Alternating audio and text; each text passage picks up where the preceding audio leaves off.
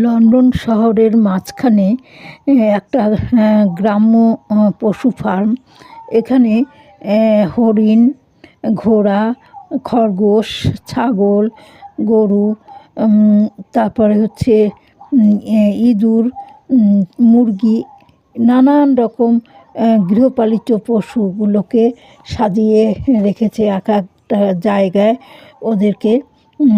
আর তার জন্যে লোক মানে আছে সব কিছু দেখাশোনা করার জন্যে এবং ওদেরকে খাওয়ানোর জন্যে।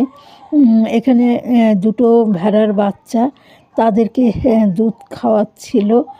আর সবাই যখন দেখতে আসে সবাই খাবার কিনে, ওখানকার খাবার কিনে সবাইকে খেতে দেয়। এইভাবে ওদের সারাদিনই খাওয়া চলে। আর ওদের নিজস্ব খাবারও কিছু আছে, সেগুলোও খায় ওরা। তাই শহরের মাঝখানে এরকম একটা গ্রাম্য পরিবেশ মানে দেখে অবাক লাগছে। আর আমাদের এখানে বাড়িতে